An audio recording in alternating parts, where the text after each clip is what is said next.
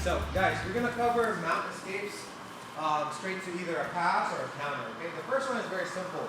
We're gonna start off with a very easy mount escape. So, what are key things to look for when we're mounted? First, I don't want them going up armpit high or high mount. Right? So move up to here. What does this do to your position? Basically, it makes it so that I can't hide my arms. It also makes it hard to defend my neck. So when this happens, I simply like shimmy myself back and get my elbow in front of his thighs. Always try to get it here, because if you glue your elbows to your ribs and kind of make it a barrier for him to come up, it makes it easier to also view him and protect your neck. Okay, so how do you protect your neck from here? Just to touch on some basics. Just cover your collars. Sometimes I do an X, but it's easier to just kind of like make a pretty face. Let's go like this. Okay? Now, yeah, pretty face, exactly. So the simple way to block this, or get out of this, which kind of works in the knee too, is just a simple bridge up. Some people like to knee, but I find that just having my elbows blocking his thighs and doing a big bridge propels him forward. Some styles do a bridge and a knee, okay? Which makes it, if you think about it, a little bit weaker of a bridge, but it does assist with a bit of a bump. So you choose which one you like. What I like with this is once I bridge up with both my feet and he grabs, I can now capture whichever side is closer to me or whichever side I prefer to bridge off. So I'm going to do two hands, and then I'm going to clasp it with gable grip. My goal here is to pull his elbow in towards my chest and basically block it and lock it. Kind of like a shoulder crunch style. So I'm going to bring my elbows to my ribs.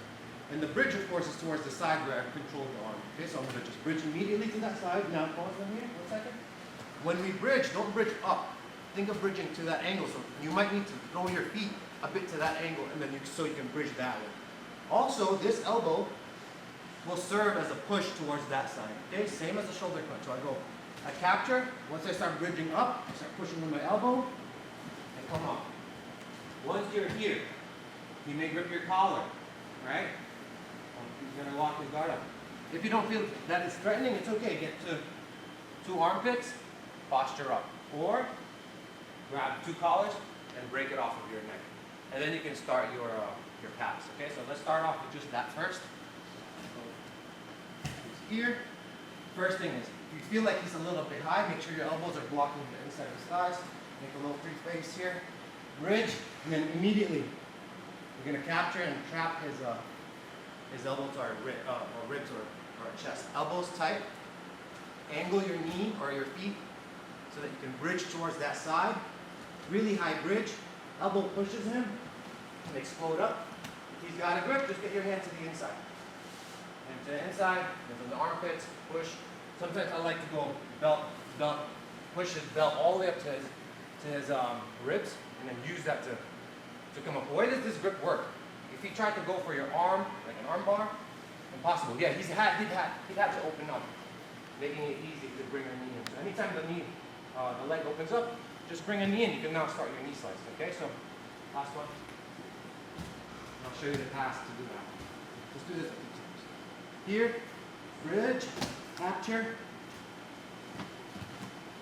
go to the inside, armpits, belt, and posture up.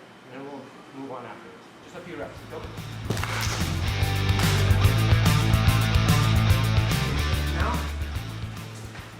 so this next escape is going to look similar, right? So I'm going to have, and for some of you guys, your elbows are a little bit flared out like this. If it's anywhere outside of the midline of his thighs, if he moves up, look, he's going to be able to do it. Go back. If I'm here on the inside, elbows touching my ribs, try to move up. He can't. It's literally blocked because my elbows are locked into my ribs. Okay, so don't forget that part. Now, sometimes doing this and bucking, he's just got good balance. He doesn't feel the need to post. A lot of times, what some people do, they'll open up this collar and start doing a cross choke. So I don't want two hands on my collars. One is enough. Sometimes I will encourage them to do it. Why? Once they do it, we're back in the game. I have the same control I had earlier. I want the elbow, if you can, not to open up this way. Because if it's that way, it feels uncomfortable on my neck. So my goal is to get this elbow here towards the inside part.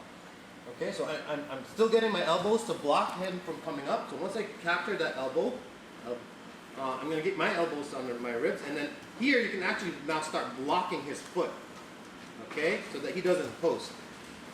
Once this happens, a lot of people will just want to bridge to the side right away. Look what he's going to do. He's going to block your bridge. So you have to be deceptive. You're going to bridge up first. Get his hands to go on the top, so that now you can surprise him with the bridge to the side. And here, we're still in trouble. If he makes a second grip, I'm going to get choked. So this is more important for you to be able to 1, 2, 1, 2, and break that grip if needed, okay? So very similar to earlier. You can mix and match whichever escape you want. If you feel like he's too high up, just start shimmying and really get that elbow in. That's first. He gets a grip, he opens up my collar, okay, block it. Elbow still tight, block the foot, bridge up, and then bridge to the side. Okay, here, he doesn't have this collar or anything, he has a cross collar, so I gotta be more wary of this. So, posture, 1, 2, 1, 2. Break the grip. And from here, you can start going for whatever guard pass that you want. So, after you land, whichever position you get, gather the collars, grab it with one hand. I like to keep my elbow right on the thigh. Same concept as earlier, right on the thigh. Inside. Next, I grab the sleeve, and you can hold it like this, or trap it with your forearms. Okay, that way it really eliminates it. When you step up, don't step to the side. I see a lot of people step here. Your weight is staying here. You're not going to be able to get this foot off. So you want to step forward, almost loading my weight on him. 1, 2. And look, I'm squeezing my knees a bit to shelf his hips. That way it makes it easier. Next, my hands is going to switch. From here to here, I'm going to lift, I'm going to lift it all the way up like a deadlift. Here he's comfortable, and I thrust my hips forward, like exaggerated. Comfortable, uncomfortable. It's like his toes are about to pop. Same concept. Elbows go on the inside, make a grip, push, and once it opens, use your elbows as a wedge. This foot's here, I'm going to push, and I'm just going to angle. Now you can start passing. Okay, so after we flip them over, he's got the cross choke. You know how to get here. 2, 1, 2, together, elbow in. Some people like this. Alex likes this one. He likes to open his elbow up to push a little bit. It's just a stylistically different. It's okay. You choose what's more comfortable. I like elbowing. Get the sleeve, trap it if you want. Step up, 2. Squeeze your knees. Okay? Switch the grip, lift up, thrust your hips, elbow in. Lean to the side. Here is like, look at this. If I lean to this side, easy. Once it opens, elbows are going to flare. We're going to guide and almost making him split. So pushing with this one, stepping, and then you connect your next pass after that. Clear? 1, 2. This is like my backup to this pass. Okay, so you can use the same defense to get out of mount. And this is just an alternative if you don't like standing up, like how I showed, because it feels kind of off. I would suggest getting good at that first one. Standing up, switching the grip. After you pass, after you break the grip, if you're tired or you're winning and you're pressed for time, or old, yes.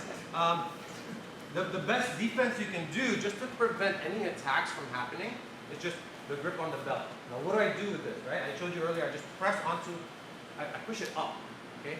Almost like a belt wedge, okay, boom. Now, arms are locked. For him to armbar me, keep your guard locked. He doesn't feel comfortable with pivoting because he's too far and he can't get close to my arm because this is wedged in.